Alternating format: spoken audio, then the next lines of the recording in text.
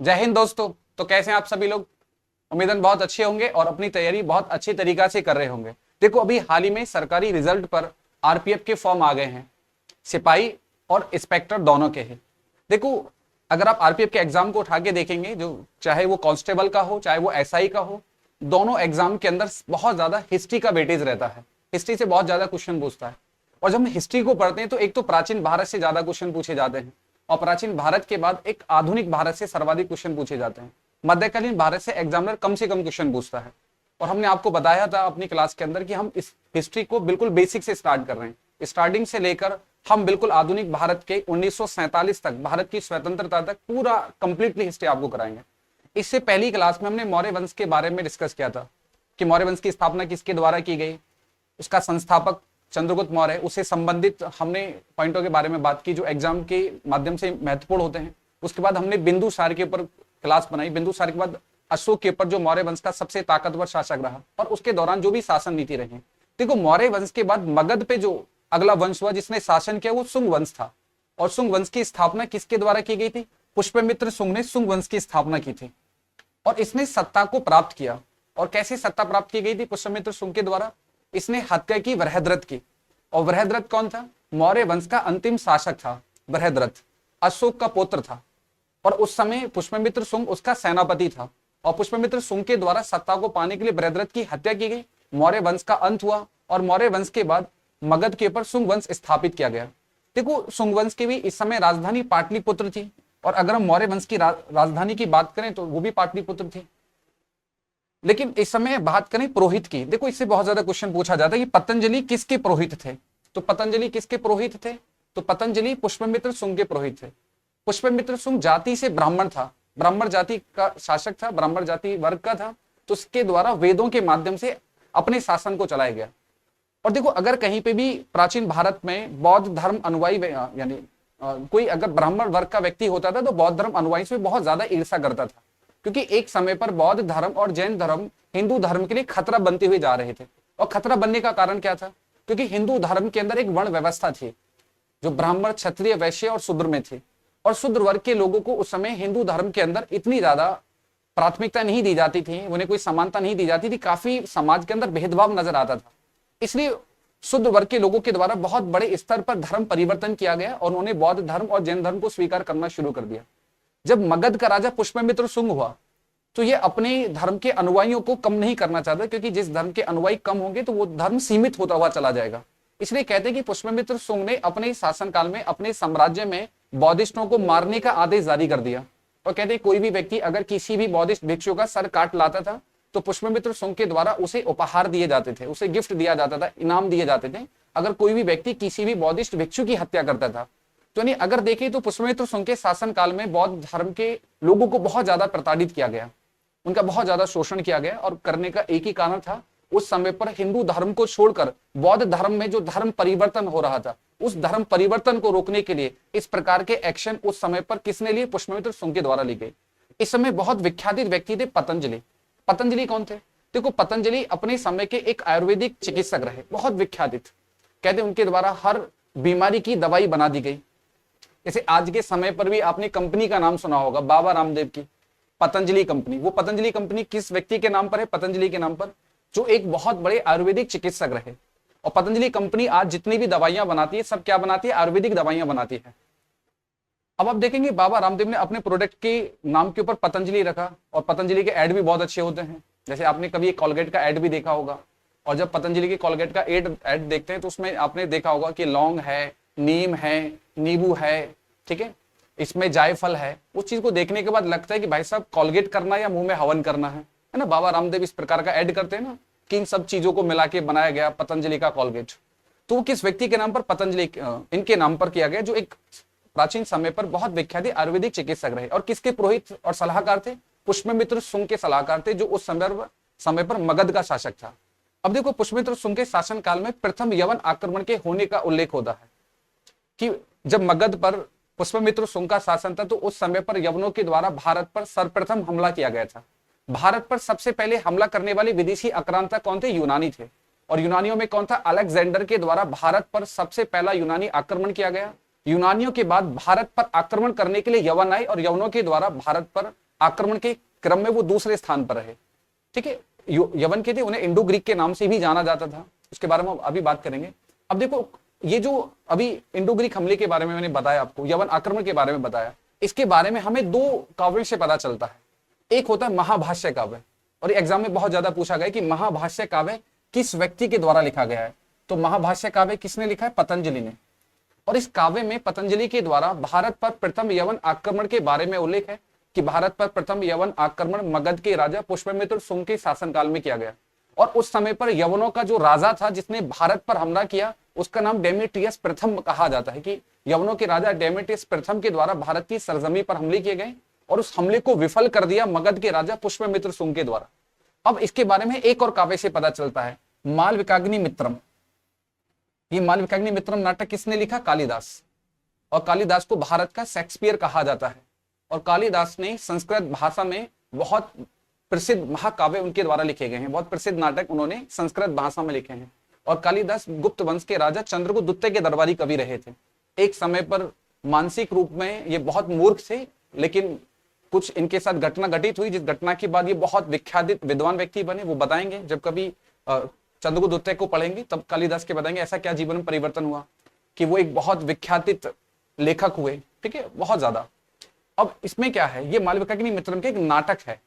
और मालविकाग्नि मित्रम जो नाटक है वो किसकी प्रेम कहानी है? वो अग्निमित्र की प्रेम कहानी है। अग्निमित्र किसका पुत्र था? अग्निमित्र पुष्यमित्र शुंग का पुत्र था, यानी मगध के राजा पुष्यमित्र शुंग जिसने शुंग वंश की स्थापना की, उसके पुत्र का नाम अग्निमित्र था। मालविका कौन थी?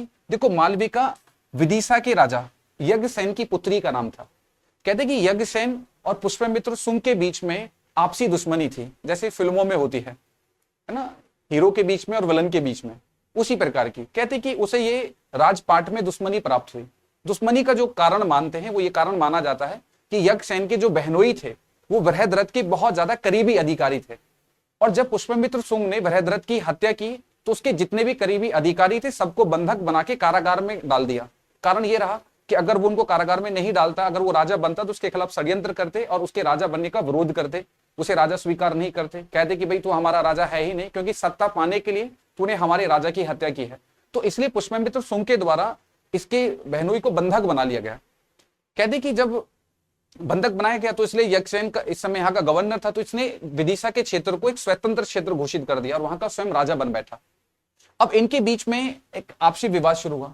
देखो, यज्ञसेन की पुत्री का नाम मालविका था और अग्निमित्र किसका लड़का था? पुष्यमित्र शुंग का लड़का था।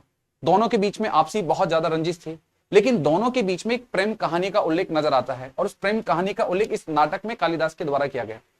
अब इस बात में ये कोई पता नहीं चला कि दोनों के बीच में प्रेम प्रसंग कहाँ शुरू हुआ, किस पार्टी में, किस दावत में दोनों मिल गए, पता नहीं। किसी ने व्हाट्सएप पे किसी दिन मैसेज वो कर दिया या फेसबुक पे फ्रेंड रिक्वेस्ट एक्सेप्ट कर ली, कुछ पता नहीं चलता। यानी इस बात पे आश्चर्य होता है कि दोनों, यानी अब देखेंगे एक मगध में शासन कर रहा है, एक विदिशा में शासन कर रहा है। क्या कारण रहा कि दोनों के बीच में प्रेम प्रसंग शुरू हुआ? उसका जो मेन कारण मानते हैं, उसका कारण ये रहा कि जो विदिशा का राजा था यज्ञसेन, इसका जो चचेरा भाई था वो किसका मित्र था? अग्निमित्र का मित्र था। और कहते अग्निमित्र उससे मिलने के लिए विदिशा जाता रहता था। और जब वो वहां पे जाता था उसी समय पर वहां उसने कभी मालविका को देख लिया होगा। मालविका बहुत सौंदर्य थी, माधुरी दीक्षित की तरह, और अग्निमित्र भी ऋतिक रोशन की तरह ही सुंदर लगता था। अब दोनों ने एक दूसरे को देखा, दोनों के बीच में प्रेम प्रसंग शुरू हो गया। अच्छा खासा प्रेम प्रसंग चल रहा था। और जब प्रेम एक उच्च स्तर पर होता है और जैसे ही करीबी लोगों को पता चलता है तो वो तुरंत चुगली करना शुरू कर देते। तो ऐसी उस समय पर चुगली कर दी गई और यज्ञसेन को बता दिया गया कि आपको कुछ पता भी है कि आपकी लड़की कहाँ रासलीला रचा रही है? यज्ञसेन पूछता भाई क्या हुआ, बताओ कहाँ पे रचा रही है? तो कहते हैं कि आपके सबसे बड़े शत्रु के साथ प्रेम कर बैठी है मालविका। ये बॉलीवुड वाली कहानी हो गई पूरी, क्योंकि जो विलन होता है उसकी लड़की को विवाह किससे होता है? उस हीरो से होता है जो उसका उस फिल्म के अंदर सबसे बड़ा दुश्मन होता है। अब देखो, पुष्यमित्र शुंग का सबसे बड़ा शत्रु कौन था? यज्ञसेन था। और यज्ञसेन का सबसे बड़ा शत्रु कौन था? पुष्यमित्र शुंग था। दोनों एक दूसरे के बहुत बड़े प्रतिद्वंदी थे। और प्रतिद्वंदी होने के बाद भी उसकी पुत्री के द्वारा उसके पिता के सबसे बड़े दुश्मन के पुत्र के साथ विवाह किया, प्रेम किया गया अग्निमित्र के साथ। अब जैसे यज्ञसेन को पता चला, अब देखते ना फिल्मों में विलन को पता चलता है कि भाई हमारी बेटी हमारे सबसे बड़े दुश्मन के साथ प्रेम कर बैठी है, तो वो क्या करता है कि भाई विवाह करो, स्वयंवर करो और इसे विदा करो। वही कंसेप्ट किसने शुरू कर दिया? यज्ञसेन ने। इसके विवाह की घोषणा कर दी और अपने चचेरे भाई को बंधक बना लिया कि भाई अगर आज मेरी पुत्री का उससे प्रेम प्रसंग शुरू हुआ तो तेरी वजह से हुआ है, क्योंकि तू उसका मित्र है। अगर तू उसका मित्र नहीं होता तो प्रेम प्रसंग बिल्कुल नहीं होता। और उसे बंधक बना लिया। अब जब इसको बंधक बनाया गया तो उसने अपने चचेरे भाई को बंधक बनाया, तो उसके बारे में अग्निमित्र को पता चला कि भाई एक तो हमारी प्रेमिका का स्वयंवर किया जा रहा है और हमारे उस मित्र को बंधक बना लिया जिसने हमारा प्रेम प्रसंग शुरू करवाया था। इस बात पर वो बहुत क्रोधित हुआ और उसने विदिशा के राजा यक्षसेन से कहा कि भाई आप मेरे मित्र को रिहा कर दो और ये स्वयंवर जो तुमने घोषित किया इसको रद्द कर दो। ये मेरी मोहब्बत है, मैं ही लेके जाऊंगा, मुझसे अलग कोई इसे लेके नहीं जा सकता, मुझसे कोई जुदा नहीं कर सकता। ठीक है। लेकिन यक्षसेन विदिशा का राजा, तो उसने कहा कि ठीक है मैं तुम्हारे मित्र को छोड़ दूंगा, उसके बदले में आपको मेरे बहनोई को छोड़ना होगा। अब देखो अग्निमित्र ने इस डील को थोड़ा विवादित माना कि तुम्हारी इतनी हिम्मत होगी कि आप हमसे डील करो। मगध उस समय एक बड़ा क्षेत्र था, उसमें एक बड़े क्षेत्र का शासक था। इस बात पर अग्निमित्र नाराज हुआ और मगध की सेना के साथ उसने विदिशा पर हमला किया, यक्षसेन की हत्या कर दी। यक्षसेन की हत्या करने के बाद इसकी पुत्री मालविका के द्वारा किससे विवाह कर लिया गया? अग्निमित्र से विवाह कर लिया गया। और ऐसा सिर्फ बॉलीवुड की हीरोइन ही करती है कि जिसके पिता को मार भी दिया हो, पिता की मृत्यु होने के बाद भी उसने अपने प्रेमी से विवाह कर लिया। तो उस अद्भुत प्रेम के बारे में इस नाटक में किसने लिखा है? कालिदास ने लिखा है। इसलिए इस नाटक का नाम क्या है? मालविका अग्निमित्रम। तो मालविका यक्षसेन की पुत्री और अग्निमित्र मगध के राजा पुष्यमित्र शुंग का पुत्र था। तो इस नाटक से ये प्रेम कहानी के बारे में पता चलता है। प्रेम कहानी कालिदास ने लिखी और यहां से भारत पर प्रथम यवन आक्रमण का उल्लेख होता है कि भारत पर प्रथम यवन आक्रमण किसने किया? डेमेट्रियस प्रथम के द्वारा भारत पर प्रथम यवन आक्रमण किया गया। और कहते कि इस समय यवनों के द्वारा सिंध को जीत लिया गया। सिंध को जीतने के बाद इन्होंने पंजाब के क्षेत्र पर हमले किए और पंजाब में एक जगह है साकल, उसको अपनी राजधानी बना लिया। और कहते कि साकल के बाद उन्होंने उत्तर मध्य भारत पर हमले किए और हमले करते करते वो मगध की राजधानी यानी पाटलिपुत्र तक आ पहुंचे, डेमेट्रियस अपनी संपूर्ण सेना के साथ। जब डेमेट्रियस प्रथम अपनी संपूर्ण सेना के साथ मगध की राजधानी पाटलिपुत्र तक पहुंचा तो अब उन्हें पाटलिपुत्र से खदेड़ने के लिए नेतृत्व पुष्यमित्र शुंग ने किसे दिया? अपने बेटे को दिया, अग्निमित्र ने। और कहते कि अग्निमित्र ने बहुत बहादुरी के साथ यवन शासक डेमेट्रियस प्रथम को पराजित किया और उसे सिंध से बाहर खदेड़ दिया, यानी अपने क्षेत्र से बाहर कराया। और जब उसने यवनों को पराजित किया, भारत की सरजमी से बाहर खदेड़ दिया, तो यह पुष्यमित्र शुंग की सेना के लिए एक बहुत बड़ी उपलब्धि की बात थी, एक बहुत बड़ी जीत थी, जो जीत उसके पुत्र के द्वारा हासिल की गई। एक विदेशी ताकत को उन्हें पराजित कर दिया अपनी सरजमी पर और अपनी सरजमी से यवन शासन से मुक्त कर दिया और सिंध से बाहर खदेड़ दिए गए यवन आक्रांता डेमेट्रियस प्रथम। इस जीत के बाद पुष्यमित्र शुंग के द्वारा एक यज्ञ का आयोजन कराया गया, जो इतिहास में प्रथम आयोजन था उस यज्ञ का। इससे पहले इस यज्ञ के बारे में अगर कहीं उल्लेख नजर आता है तो रामायण में उल्लेख नजर आता है कि भगवान राम के द्वारा सर्वप्रथम भारत में अश्वमेध यज्ञ आयोजन कराया गया था। देखो कोई भी राजा अश्वमेध यज्ञ आयोजन तब कराता था जब वो कोई बड़ी उपलब्धि प्राप्त कर लेता था। और भगवान राम की बड़ी उपलब्धि क्या थी कि एक देश में जाके वहां के लोगों को पराजित करना, और जो उस समय के बहुत ज्यादा ताकतवर शक्तिशाली हो, रावण जो श्रीलंका का राजा था, तो उसे पराजित करने एक भगवान राम की एक बड़ी उपलब्धि थी। इतनी बड़ी ताकत को पराजित करके उस उपलब्धि में उनके द्वारा अश्वमेध यज्ञ आयोजन कराया गया। लेकिन रामायण घटना को एक काल्पनिक घटना माना गया, इसलिए भगवान राम के द्वारा जो अश्वमेध यज्ञ आयोजन कराया गया उसे इतिहास का प्रथम अश्वमेध यज्ञ आयोजन नहीं माना गया। काल्पनिक आधार पर इतिहास में प्रथम अश्वमेध यज्ञ आयोजन का आयोजक किसे कहा जाता है? पुष्यमित्र शुंग को कहा जाता है। और पुष्यमित्र शुंग ने अपने जीवन में 2 अश्वमेध यज्ञ का आयोजन कराया।